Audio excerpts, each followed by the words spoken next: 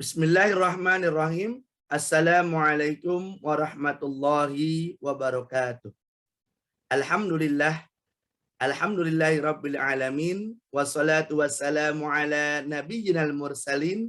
Al-Mustafa Rasulillah Muhammad ibni Abdillah wa ala alihi wa sahbihi wa man wala. Allahumma salli wa sallim ala hadan nabiyyil karim wa ala alihi wa sahbihi wa man tabi'ahu bi ihsanin ila yaumiddin.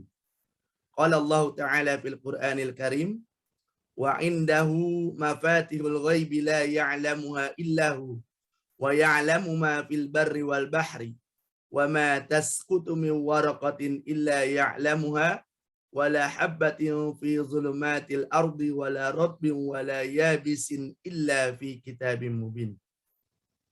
Subhanak la ilma lana illa ma 'allamtana innaka antal alimul hakim wa 'allamaka ma lam takun ta'lam wa kana fadlullahi 'alaika 'azima. Amma ba'du. Pemirsa dimanapun Anda berada yang dirahmati Allah Subhanahu wa ta'ala. Alhamdulillah, pertemuan sebelumnya kita telah membahas tentang fikih zakat, pemahamannya dan perbedaannya antara zakat dengan sedekah dan infak. Sebagaimana kita ketahui bahwasanya zakat merupakan ibadah hartawi dan juga merupakan salah satu rukun Islam yang wajib ditunaikan oleh orang muslim dan yang sesuai dengan syarat-syarat yang telah berlaku. Dengan kita memahami macam-macam zakat dan pembagiannya untuk 8 asnaf, maka ibadah zakat kita akan lebih sempurna karena sesuai dengan perintah Allah Subhanahu wa taala dan Nabi Muhammad sallallahu alaihi wasallam. Zakat terbagi menjadi 2. Yang pertama adalah zakat fitrah dan yang kedua adalah zakat mal. Zakat fitrah adalah zakat badan yang dikeluarkan sebagai pembersih dari hal-hal yang mengotori puasa di bulan Ramadan. Boleh dikeluarkan mulai awal Ramadan sampai menjelang pelaksanaan sholat Idul Fitri. Jadi zakat fitrah ini hanya ada di bulan Ramadan. Mau dikeluarkan di awal boleh, mau di pertengahan boleh, atau menjelang pun boleh. Asalkan jangan setelah sholat Idul Fitri. Karena tidak dianggap sebagai zakat fitrah. Kewajiban membayar zakat fitrah dibebankan kepada setiap muslim dan muslimah, baligh atau belum, kaya atau tidak, dengan ketentuan bahwa ia masih hidup pada malam hari raya, dan memiliki kelebihan dari kebutuhan pokoknya untuk sehari. Jadi kalau seandainya meninggalnya itu sebelum bulan Ramadan, maka dia tidak diwajibkan. Tapi kalau seandainya dia masih hidup pada malam hari raya, maka dia diwajibkan untuk membayar zakat fitrah. Selanjutnya zakat mal. Mal berasal dari bahasa Arab, artinya harta atau kekayaan. Al-amwal, jamak dari mal, adalah segala hal yang diinginkan manusia untuk disimpan dan dimiliki. Zakat mal berarti zakat yang dikenakan atas segala jenis harta, yang secara zat maupun substansi perolehannya tidak bertentangan dengan ketentuan agama. Syekh Dr. Yusuf Al-Qardawi dalam fikih az-zakat. Zakat mal meliputi yang pertama adalah zakat simpanan emas, perak, dan barang berharga lainnya. Yang kedua, zakat atas aset perdagangan. Yang ketiga, zakat atas hewan ternak. Yang keempat, zakat atas hasil pertanian. Yang kelima, zakat atas hasil olahan tanaman dan hewan. Yang keenam, zakat atas hasil tambang dan tangkapan laut. Yang ketujuh, zakat atas hasil penyewaan aset. Yang kedelapan, zakat atas hasil jasa profesi. Yang terakhir, 9, zakat atas hasil saham dan obligasi. Sedangkan syarat harta yang terkena kewajiban zakat mal adalah yang pertama kepemilikan penuh. Yang kedua harta halal dan diperoleh secara halal. Jadi kalau seandainya harta tersebut hasil dari korupsi atau maling atau apapun saja yang diperoleh dari haram, itu tidak dibenarkan untuk zakat. Yang ketiga, harta yang dapat berkembang atau produktif bisa dimanfaatkan. Yang keempat, mencukupi nisab, bebas dari utang, mencapai haul, dan terakhir adalah dapat ditunaikan saat panen. Selanjutnya, pemahaman tentang 8 asnaf. Ini juga penting karena kita tidak hanya sekedar mengeluarkan zakat saja. Akan tapi kita harus memahami siapa-siapa saja yang dikeluarkan atau berhak untuk mendapatkan zakat tersebut. Allah Subhanahu wa taala telah berfirman di surat At-Taubah ayat 60. A'udzubillahi minasyaitonir rajim. Innamas shadaqatu lil fuqara'i wal masakini wal 'amilina 'alaiha wal mu'allafati qulubuhum wa fir riqabi wal gharimina wa fi sabilillahi wa ibnis sabil fariidatan minallah wallahu alimun hakim. Ada 8 asnaf. 8 golongan yang bisa menerima zakat. Yang pertama adalah golongan fakir. Yang kedua miskin. Yang ketiga amil. Yang keempat mu'allaf. Mu'allafati qulubuhum. Yang kelima adalah riqab. Riqab ini artinya adalah pembebasan budak. Gharimin, orang yang memiliki hutang. Wa fi sabilillah, dan orang yang fi sabilillah di jalan Allah. Wabni sabil, dan dalam musafir atau dalam perjalanan. Ini 8 golongan yang telah ditetapkan oleh Allah Subhanahu wa taala sebagai penerima zakat. Golongan pertama adalah fakir. Mereka adalah orang yang tidak memiliki harta, tidak memiliki pekerjaan yang mencukupi kebutuhannya, tidak memiliki istri atau suami yang bisa menafkahinya, memiliki kesulitan hidup untuk makan, pakaian, dan tempat tinggal. Orang-orang fakir ini merupakan golongan pertama yang wajib kita perhatikan. Karena mereka tidak bisa mendapatkan pekerjaan atau tidak bisa bekerja dikarenakan karena uzur. Orang tua yang sudah tidak bisa berpenghasilan lagi, ataupun seorang janda yang memiliki banyak anak yang tidak bisa bekerja, dan sebagainya. Yang kedua, miskin.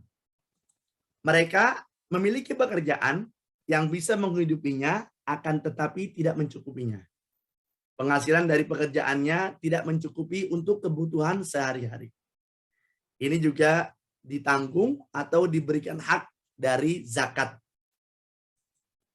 Yang keempat, amil. Amil zakat disebutkan dalam Al-Quran sebagai pihak yang berhak menerima zakat setelah fakir dan miskin. Yakni orang yang berkeliling untuk mengumpulkan zakat. Jadi ada tim panitia, itu disebut dengan amil. Nah, mereka juga berhak untuk mendapatkan zakat setelah fakir dan miskin. Syarat menjadi amil. Nah, jadi nggak sembarangan orang bisa menjadi amil. Yang pertama adalah muslim. Yang kedua akil baligh, jujur, dan mengerti fikih zakat.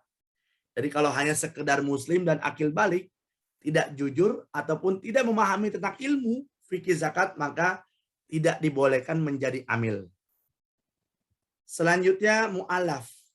Mu'alaf adalah singkatan dari istilah al-mu'allaf qulubuhum. Sebagaimana yang disebutkan dalam Al-Quran surat At-Taubah ayat 60, yang artinya adalah orang-orang yang hati mereka dilunakkan agar masuk Islam, atau agar keimanan mereka meningkat, atau untuk menghindari dari kejahatan mereka. Jadi orang-orang mu'alaf ini bisa dikatakan sebagai orang yang baru masuk Islam, atau hati mereka dilunakkan agar mau masuk Islam. Mu'alaf yang berhak mendapatkan zakat terbagi menjadi 3 macam. Yang pertama adalah orang-orang kafir yang hati mereka cenderung kepada Islam, atau diharapkan agar mereka masuk Islam. Karena dengan masuknya mereka ke dalam Islam, diprediksi Islam akan menjadi lebih kuat. Yang kedua, orang-orang kafir yang diharapkan agar menghentikan kejahatannya kepada kaum muslimin. Dan yang ketiga adalah orang-orang Islam yang lemah imannya karena baru mengenal Islam, baru masuk ke dalam agama Islam, atau supaya tidak keluar lagi untuk memeluk agama lain. Nah, ketiga ini berhak mendapatkan zakat sebagai kategori mu'allaf. Rikob. Rikob adalah hamba sahaya, pembebasan budak belia, dan usaha untuk menghilangkan segala bentuk perbudakan. Akan tapi rikob di sini atau rikob saat ini sudah tidak ada lagi. Yang termasuk dalam golongan rikob adalah yang pertama al-mukatib, yaitu seorang budak yang ingin membebaskan dirinya dari tuannya dengan cara membayar sejumlah uang kepada tuannya, kepada pemiliknya secara berangsur. Maka zakat untuknya adalah dengan cara membantu membayarkan kepada tuannya sejumlah uang agar dia bebas dari perbudakan. Baik diberikan langsung kepada tuannya atau diberikan kepada budak tersebut untuk kemudian diserahkan kepada tuannya, pemiliknya. Jika budak tersebut tidak mempergunakan uang tersebut sebagaimana mestinya, maka uang itu berhak untuk diambil lagi. Jadi uangnya tersebut adalah untuk membebaskan dirinya dari perbudakan. Yang kedua adalah membebaskan budak secara langsung dengan uang zakat, walaupun dia bukan mukatib. Jadi langsung dibebaskan budak tersebut dengan uang zakat. Yang ketiga adalah seorang muslim yang menjadi tawaran perang orang kafir boleh membayar tebusan dengan uang zakat agar terbebas dari tawanan. Jadi ketiga kategori ini termasuk dalam kategori rikob. Ghorim. Ghorim artinya orang yang berhutang dan tidak mampu membayarnya. Ada dua jenis macam ghorim. Yang pertama adalah al-ghorim untuk kepentingan dirinya sendiri, yaitu orang berhutang untuk menutup kebutuhan primer pribadi dan orang-orang yang menjadi tanggung jawabnya, seperti rumah, makan, pernikahan, perabotan, atau orang yang terkena musibah. Jadi suatu ketika ada musibah, banjir misalkan, atau gempa, nah itu bisa termasuk dalam ghorim. Sehingga kehilangan hartanya atau memaksanya untuk berhutang. Mereka bisa mendapatkan zakat dengan syarat yang pertama adalah membutuhkan dana untuk membayar hutang. Yang kedua, hutangnya untuk mentaati Allah atau untuk perbuatan yang mubah. Jadi bukan utang untuk yang haram. Misalkan ada orang yang berjudi atau orang yang ingin berbuat maksiat, utang itu tidak diberikan atau tidak termasuk dalam kategori asnaf al-ghorim. Syarat yang ketiga adalah utangnya jatuh tempo saat itu atau pada tahun itu. Nah, kalau seandainya kita punya utang untuk bayar rumah, ya kan, atau utang cicilan mobil, nah ini tidak termasuk. Kenapa? Karena kita mampu untuk membayarnya. Dan juga temponya bukan pada saat tahun itu, masih bisa dicicil. Hanya saja cicilannya tersebut itu beda lagi pembahasannya dalam fikih. Karena fikih saat ini hanya fikih tentang zakat saja. Yang kedua adalah ghorim untuk kemaslahatan orang lain. Nah, seperti orang yang berhutang untuk mendamaikan dua orang muslim yang sedang berselisih. Dan harus mengeluarkan dana untuk meredam kemarahannya. Maka siapapun yang mengeluarkan dana untuk kemaslahatan umum yang diperbolehkan agama, lalu ia berhutang, ia dibantu pelunasannya dengan zakat. Ini juga termasuk dengan ghorim. Golongan selanjutnya adalah fisabilillah. Nah, yang dimaksud dengan fisabilillah adalah orang yang berjuang di jalan Allah. Pengertiannya luas, sesuai dengan yang telah ditetapkan oleh ulama fikih. Intinya adalah melindungi dan memelihara agama serta meninggikan kalimat tauhid. Seperti berpelang, berdakwah, berusaha menerapkan hukum Islam. Nah, Golongan ini adalah yang termasuk dai, relawan perang yang tidak memiliki gaji, serta pihak-pihak lain yang mengurusi aktivitas jihad dan dakwah. Golongan yang terakhir adalah Ibnu Sabil. Ibnu Sabil yang dimaksud adalah orang yang terputus bekalnya dalam perjalanan. Jadi kehabisan bekal. Tidak ada bekal sama sekali. Tujuan pemberian zakat adalah untuk mengatasi keterlantaran. Dengan demikian dapat dipahami bahwa Islam memberikan perhatian kepada orang yang terlantar. Tetapi jika musafir itu orang kaya di negerinya dan bisa menemukan seseorang yang meminjami uang, maka zakat tidak diberikan kepadanya. Karena musafir tersebut termasuk dalam kategori mampu. Inilah pemahaman tentang macam-macam zakat dan juga pembagian tentang 8 asnaf. Semoga bermanfaat untuk kita semua. Dengan kita memahami zakat, macamnya, dan juga pembagiannya, maka kita akan mendapatkan pahala yang sempurna. Sesuai dengan perintah Allah dan juga perintah Nabi Muhammad Sallallahu Alaihi Wasallam. Mohon maaf atas segala kekurangan. Wallahul muwafiq ila aqwamit thoriq. Jazakumullah khairan. Assalamualaikum warahmatullahi wabarakatuh.